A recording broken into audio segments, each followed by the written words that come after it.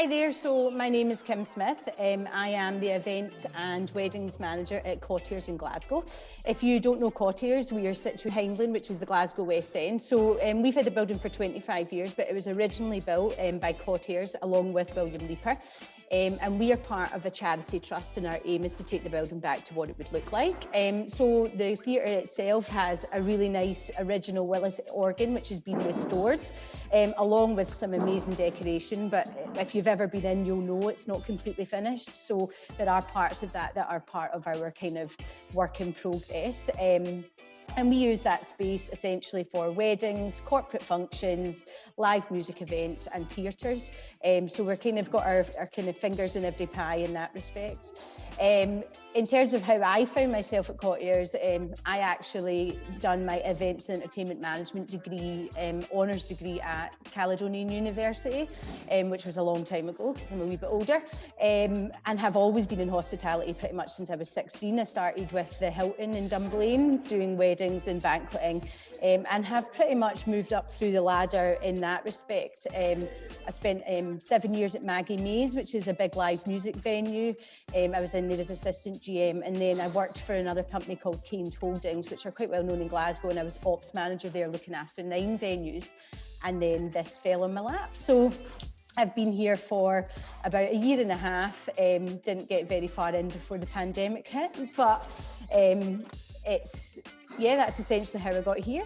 That's really interesting. We found that a lot of hospitality events, people sort of fall into situations, fall into roles and things, which is always quite sort of nice hearing. I know that was kind of my background. I fell into a lot of things you don't really know where you're going, so it's interesting to hear. Yeah, and I think when you do your degree, when you do your events degree, you come out of it thinking you're going to go straight into an events management role, and it's really difficult. So you work in lots of different places. I worked in the Corinthian to start off with, doing weddings and stuff there, and then I probably was at uni 12 years ago, so 12 years later, and I'm doing the job that I originally wanted to do when I was in just coming out of high school. So it's probably, for me, it's been a long circle to get there, but it's also been really worthwhile because I've gained the experience to do the job to my best ability rather than kind of jumping in too quickly as well. Sounds it. And you've worked at a lot of sort of prestigious and well-known venues as well, which is always sort of good to have and really good experience to get from there. Where do you see yourself then going in the next 5 years? Have you got like a plan or? I hate the 5-year question. So I think I think the 5-year question's great when you're dead young and you're like, this is what I'm looking to do. But I have been at lots of different points in my career. So I've been at that top level of ops management where I've been running lots of venues and different things. And I'm now at the age where what I'm really looking for is a job that I can go to 5 days a week and love, mixed in with a balance of life. And I think if you find that balance, then you're really lucky. So right now I have that and I love the job that I'm in, and it allows me to do that well. So for the foreseeable, it would really just be Cottiers and building on our venue and getting it to kind of almost do double the amount of weddings it does just now, even though it does loads. But other than that, I probably am just looking to have that happy balance for the next couple of years. I think that's really important, and I think the sort of home balance as well is difficult. It's something that Lushomo and I were speaking about just before we came on, trying to get that home balance and trying to get the life balance, the work balance all together. How have you felt sort of getting that over the past year? Because obviously we all got thrown into a pandemic that we didn't know that was going to happen. All of a sudden we all started working from home, and it's changed drastically. So how's it going for you? I think the first couple of months were really hard because we weren't quite sure what was happening. We didn't know how long we were going to be in it. And you obviously are dealing with couples who it's the most important day of their life. But you don't have the answers for them. So it's quite difficult. And you're also trying to remain a business and not almost kind of let everything move too far forward. So that first couple of months were quite hard, and there was a lot of crying and brides being quite upset. And that's very difficult when you're on Zoom, you know, when you're in person. I can imagine. So building relationships is much more difficult, I think, in the current status with the Zoom calls. But in terms of the actual job, we are dead lucky. We have continued to take bookings. We got open for a couple of months last year, and we done loads of showdowns, and we've done weddings throughout. So I think I've been probably one of the lucky ones. And we also have a great team. We have really good directors, and also I've got really good friends. So I have a nice balance of support both in and out of work. So actually I'm probably very lucky. Well, that sounds it, and it sounds really good that you've had that support of the brides and still talking and creating that relationship. And I know how hard it is doing things like that on Zoom, so that sounds really positive and sort of the effort you're making. And is it been okay for you? Because obviously having to watch people cry on Zoom is extremely difficult for them, but also what about your well-being and your sort of mental state? How's that sort of been for this and having to deal with it? Because it's overnight. I remember from my experience, the Friday we were in work, the Monday that was it, we're off. We're working from home, take your computer in your car, go. And there was at the beginning, there was an inner fear just for the whole thing anyway, wasn't there? So you're having to deal with the pandemic for yourself, but also the pandemic for other people, which it makes it a bit more difficult in some respects. But I think in terms of well-being, my biggest struggle is not being in the venue and doing things. I'm not used to sitting on a computer. So although I do a lot of emails and I do a lot of meetings, 95% is face-to-face, 5% is on email. So that's the biggest adjustment. But yeah, I think I still would say I think I'm probably pretty lucky. We've got a great GM in the venue, so Lillian, so she is a great sounding board. So we've both been still working kind of throughout. So it's been great to have someone who can bounce off any kind of inner frustrations with, so that you make sure that you're not kind of doing that with anyone else. But other than that, it's been pretty good. That sounds like great, and it's teamwork, isn't it? Because sometimes Shomo and I will phone each other and just have a wee cry or a rant or just get the frustration out. Yeah, absolutely. Fun, you're absolutely fine, because it is. You need to bounce off one another, because I think it's unknown, isn't it? We don't know what's happening, and we don't know where things are going, how they're going to be tomorrow or in a year's time. And I think I've got quite a lot of friends getting married and things, and I know they know as much as sort of the experts such as yourself, so it's very hard to sort of guide them and calm them. Yeah, that's been a big caveat, has been, with the brides, I guess sometimes think because you're a wedding venue that you're given information before, and you're not given anything before. So it's quite difficult to navigate the fact that we're all learning the same thing on the same announcement. So that's challenging, definitely. But I think I always just say to myself, be kind, be kind to yourself, and red wine. Great combinations. We'll never know. Exactly. Well, going on from there then, how do you think events and the industry has been treated through the pandemic? Because like you said, and I've had a lot of people say to me as well that a lot of clients are maybe not the most understanding of, we're finding out at the same time as they are, so we don't have any sort of we don't find out a few days before, we find out exactly the same announcement. So how do you think the industry as a whole, events, hospitality, everything like that, how do you think it's been treated? But I think it's a difficult question, isn't it? Because you are taking on a pandemic and people have died, so that then you want to be careful around what you say, because you don't want people to think that you don't care. So like that's more important, duty of care to the customers, making sure that we don't kind of add to any more losses. So I kind of, in some respect, I can understand the lockdowns, I understand the restrictions. I do, or would say that I think that the events industry and the hospitality industry have been hit with much stricter instructions. I think that we would have probably spent thousands on COVID's kind of safety procedures to ensure we could open, and then we only got the opportunity to open for 3 months. I think that there's been restrictions in things such as alcohol, which has a massive impact on our business. And I think even things like, if you look at the latest announcement for weddings, you're allowed 50 people from the 26th, but you're not allowed alcohol.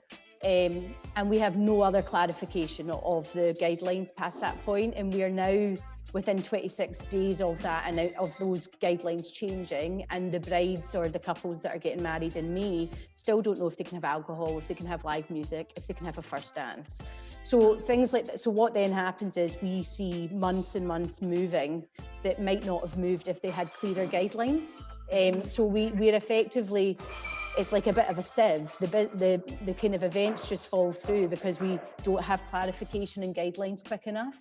So that's definitely, not helpful. It's also, I guess, for the larger event people or for the suppliers, there's not that lack of kind of restrictions then gives us a lack of planning. So we're really not able to plan very far forward. So if I was to look at my P&L or my kind of budgets for where I look for the end of the year, I can't really know if any of that's going to happen. And that's quite upsetting considering we're 4 weeks away from opening and we don't really know what we're able to do. So I think the industry as a whole has been hit massively.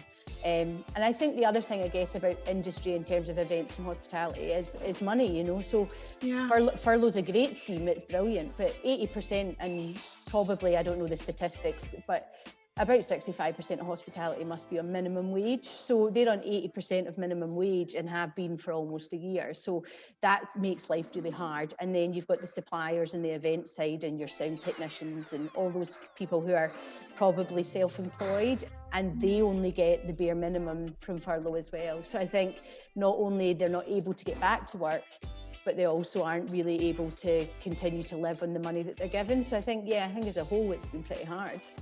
That's quite a collective sort of feeling that we've had, isn't it, Lishowo? For it's been tough, and there has been furlough, which is amazing, but there's not been a lot of other support. And even the wedding support only came out a couple of months ago, and we're a year down the line of losing weddings. So yeah, no, completely agree. It's hard, and I think it feels, like you said, that sort of sieve idea is a great sort of description of it, because we're going in blind. We don't know what's going to happen, and then it's very frustrating for us trying to plan when we don't know what are we planning for. We don't know if we're planning for tomorrow or we're planning for a year's time.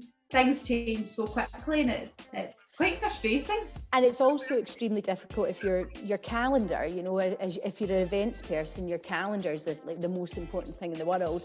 So you are touching your calendar way more than you should be. And I know that sounds a bit silly, but you are in there moving dates and moving weddings, and that's actually quite stressful, because one mistake in that calendar is someone's biggest day in their life. So, that gives you that almost anxiety that you are. So obviously we're lucky, we've been very on it, but also you've got brides not able to get the Saturdays maybe in 22 that they could, so then automatically you're losing weddings, but they were happy in the first place. So yeah, it's been, as a collective, I think I can imagine the other industries and other kind of units or venues are the same. It's just been, we still don't know. Yeah. No, and appreciate, I think, even how you've gone into detail of, duty of care being the first thing, but then absolutely. Also explaining that, hey, it's actually tricky. You can't plan for the next 2 years, and which kind of goes into our next question, where is, if you can't plan for the next 2 years, I guess then what steps are you taking, I guess, in working with a future that doesn't seem so firm in certain places. The light at the end of the tunnel. So we are very lucky. So we are, we probably have more weddings than we've ever had, 22 and 23 coming up. Wow. So 23 is growing. It's not quite where we would like it, but we've still got time. But 22 is full, pretty much, certainly key dates. So we're lucky that if we got out of this, say in September or October this year, we know we've got a year ahead of good weddings, and then we'll fill those extra spaces with theatres and theatre groups and things like that. So fingers crossed that will be good for us. You know, and we also have taken the time, so our directors have actually spent money and they've refurbed the venue slightly. So we've got a new venue with nice new kind of colours, much cleaner, all those different things in terms of bar setups and all those. So hopefully the customers will see a better venue when they come back, and that will help. And we've actually just employed a new head chef, and we've got some fun new menus coming out. So we're just kind of taking it as an opportunity to improve the brand as it is just now, and hopefully bring people, when they come back in, a higher quality or a better quality of food and drink offering, and just hopefully we'll just continue to grow. But Cottiers is a bit of an institution, you know. Yeah. It's well known, it's a community pub, we've got a great community around us who supported us throughout when we've done takeaway but also drinks, and we also probably have one of the biggest beer gardens. So we're very lucky, you know, we've got over kind of 4,000 bookings within the first 2 weeks, so wow. You know, we just have to keep the momentum up essentially. Yeah, and I think that's quite exciting, and I guess even the flip of this pandemic of having that grace period to maybe revamp things you wouldn't have thought you'd have looked at, and again the demand coming in as well. I know for sure I'm missing being out socializing with people, so it's really great to hear that actually you guys are booked going forward as well. So, and hopefully that will be something that carries on. You briefly mentioned earlier on, you've quite had a good background, I guess, in working in different different places within events and stuff, and I guess we're just really curious to know, as a woman, how have you found that? Have there been any things maybe in particular that you're like, this was expected or this wasn't quite expected? I think that question is quite a difficult question, isn't it? So I look back at my career quite a lot, and I think I loved everywhere I worked. But I also would have started hospitality probably in a bit of an old school day. So I think I'll have, without a shadow of a doubt, have seen and experienced being stepped over or different wages and things like that. I think as I've grown up through the industry, it has got much better. And I think certainly laterally in my current position, I'm lucky enough that I work for quite independent companies who respect you and they appreciate what you do, and it's not necessarily anything about being female, if that makes sense. But I definitely know that it's still around, and I definitely know it's, you know, still a problem. But I think I guess it's difficult because you wouldn't want to give any personal experiences, because obviously it's someone who you've worked for. Yeah, that's kind of what we've had, sort of the answer when we've asked other sort of industry experts and things, that it was a wee bit old school back in the day, whereas it's not perfect by any means, but things are changing and people are being judged more as a person, as an individual and experience, rather than based on their gender, and that's kind of what we wanted to highlight. And it is I think it's definitely much better, I would say. That's cool. I'm pleased that at least you've seen the difference, and hopefully even for anyone that's watching, if you find yourself stepping into these careers, there will be change that also comes along, so you know, you can know that that's there for you. So quite keen to pick your brains on, I guess, your opinion of like the diversity of women as well within the events industry. So I think that, I guess if I think back to when I started, and probably, I think if you looked at the statistics now, it's probably pretty similar, that you have a lot of females in your lower stages and lots of males in the management. So I probably would have been the only female manager my whole life in any of the companies I've worked in, until the latter companies, certainly, as I've got a bit older. So I think there's still a massive gender gap in terms of that managerial kind of level. And I mean, I guess probably, I certainly know I've experienced the pay gap, but I've thankfully had the balls to fight for it. But, you know, like, and some people don't have that opportunity, that it's as simple as to be able to kind of push for it. Sometimes it's just the way it is. So I think we definitely still experience the pay gap. Again, not certainly in the last 2 positions. Mm-hmm. And it's good that you've been confident to do it, because the fact that you've been able to go out and do that, a lot of people wouldn't be able to do it. And also it's so hush around these things. A lot of people have no idea.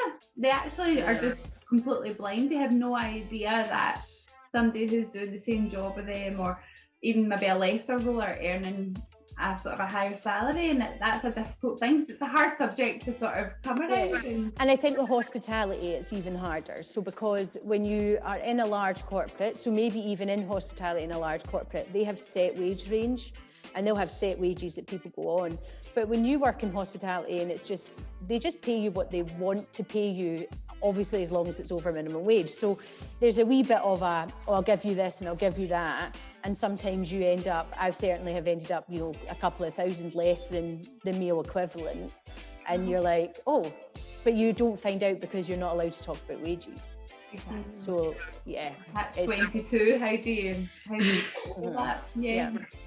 And I guess, do you have any suggestions maybe for someone that, say, maybe not as bold personality as you are, that in terms of having these kind of conversations, or even just sticking up for themselves, like how would they go about doing something that similar to what you mentioned? So I think, again, if you think about anyone who's maybe my age, old school hospitality is that you don't question and you do. And I think anyone that's been in hospitality and maybe has worked for, I would say, I don't want to say everyone, because obviously there's great employers out there, and like currently I'm in a good one, but if you go by that, a lot of hospitality people just have automatically went along with the rules. They automatically work way over what they should. They automatically don't get overtime on a salary.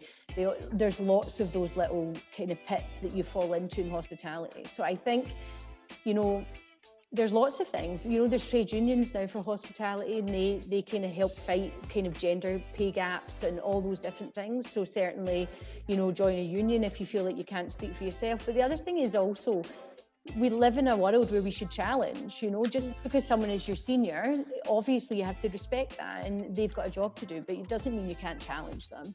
I would expect anyone to challenge something if they feel like I'm doing something wrong, because no one is perfect and no one knows everything.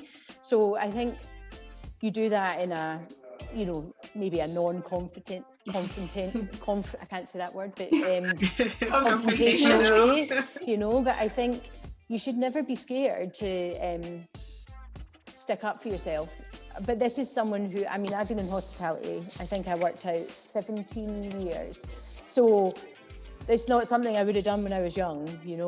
I was young, I'd done everything. I went with the flow and I'd done all the stupid hours and all those things. And as I've got older, I have felt more of an ability to have a voice and say, this is wrong, but also have a voice as a manager to say, this is not how you should run a company. And hopefully have then been able to also help enforce that change in companies I've worked in, which has been good. That's been really refreshing hearing that, because it is confidence sometimes of having that, and having from what you said at the beginning, you've got all the sort of the background, and you've got all of the experience. So no, that is really important. And I keep going back and I keep thinking about how you said, at the end of the day, we just need to be kind. So we need to do it, but we need to be kind, and that's how it goes forward. And it sounds like that's a great place at Cottiers, and working with yourself and working with the other GMs and things that we're talking about, how it is. And you're, again, going back to it, you're a team, you're a strong unit. Exactly. It sounds really good. No, definitely loved hearing that. And for anyone as well watching, please do take that advice. It's sometimes just having the confidence, speak up, and be respectful, but don't necessarily put up with things that you shouldn't be putting up with. So I guess our final question, and by the way, you do not look old at all, personally. You look young. What are your plans, I guess, in evolving yourself and the industry still going forward? Because no doubt that you've got some plans. Yeah. So I think, I guess it's a bit like the 5-year plan, isn't it? So it's about kind of what you want to do. So I think I think my biggest thing would be I'm not necessarily interested anymore in progressing, if that makes sense, because I think I've done all that, and I'm happy with the position I'm in. And sometimes you've got to be comfortable with that, because sometimes you can push yourself into positions that are not enjoyable. So I'm happy with the position wise where I am. What I would like to do is develop more things around maybe cool events and things like that, spend a bit more time being on the creative side. But I think my biggest thing is just to lead by example, you know, and if I can help create a change anywhere that I work, then that's what I'll do. And I think, you know, when you talk about different things like gender or anything like that, it's always about making sure that you as a company are kind of helping lead that. So I guess it's just kind of always trying to lead by example, learning new things, you know. So lots of things have happened in the past couple of years, I think, that have affected or have become much more awareness around mental health, all those things. I think it's important, certainly someone who's been in a historical setting of hospitality, is to always take yourself back and educate yourself and understand the different things that are happening in the way it affects people, and making sure that you are kind and also helping that person. Because I think previously, and maybe a long time ago in hospitality, it was all just under the carpet. And I think if we ever are going to progress into, because we're a great industry, it just needs a bit of improvement probably in terms of staff, the staff care element, you know. But so I guess it's just making sure I'm always open to learn, and always do the best I can do, and kind of have a bit more fun. It's been really good, and it's been everything you said has been so positive and very truthful, so we really appreciate that. And it's nice the reason that we do Table Talks is for a real reflection on the industry, because a lot of people don't know it. They're maybe just a waiter or a waitress, and while they're studying or something, and they don't see the sort of the overall industry, or somebody sitting at a bar and they don't see what the background is. They don't know about the history of venues either. So it's good to know that you're always wanting to learn, and how sort of forward thinking you are as the manager there. And it's been really positive. It's definitely absolutely loved it. Thank you. No, my pleasure. Just apologize.